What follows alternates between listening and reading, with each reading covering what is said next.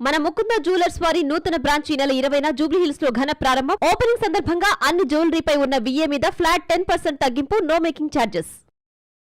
తెలుగు సినీ చరిత్రలో ఇంత సుదీర్ఘంగా ఎదురు చూసినా డెబ్యూ మరొకటి ఉండదేమో.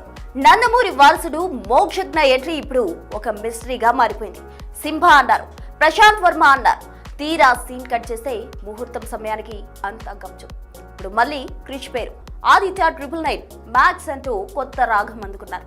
అసలు 31 ఏళ్లు దాటిపోతున్నా ఇంకా ముహూర్తాలు మార్చడం వెనుక అసలు కదేంటి? బాలయ్య బాబు అతి జాగ్రత్త మోక్షజ్ఞ కెరీర్ కు శాపంగా మారుతోందా?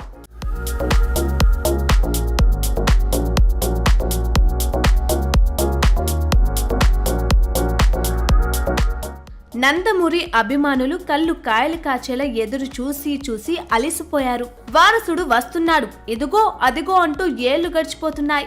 ఇప్పుడు వినిపిస్తున్న టాక్ ఏంటంటే ఉగాది నాడు అంటే మార్చి 19న సినిమా మొదలవుతుందంట. కానీ ఇక్కడ అసలు పాయింట్ ఏంటంటే మోక్షజ్ఞ వయసు ఇప్పటికే 31 ఏళ్లు దాటిపోయింది. టాలీవుడ్ లో టాప్ హీరోలంతా ఈ వయసుకే డజను సినిమాలు పూర్తి చేసి సెటిల్ అయిపోతే మన వారసుడు మాత్రం ఇంకా కొబ్బరికాయ కొట్టడానికి ముహూర్తం చూసుకుంటున్నాడు. మొదట హనుమాన్ ఫేమ్ ప్రశాంత్ వర్మతో సినిమా అన్నారు. ఫ్యాన్స్ అంతా సింబా వస్తున్నాడని పండగ చేసుకున్నారు.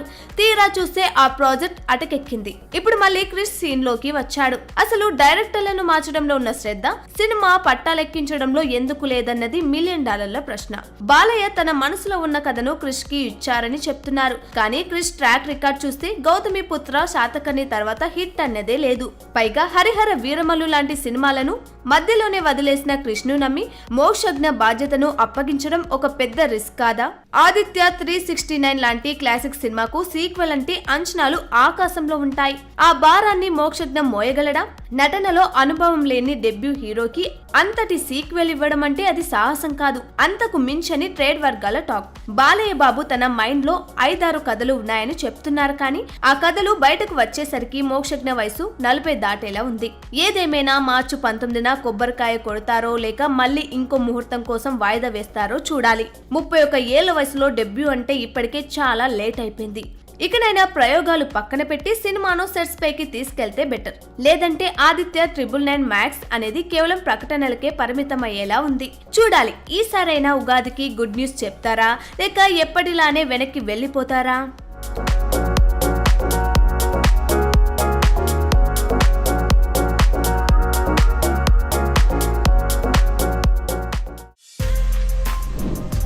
For more videos like this, subscribe Big TV channel.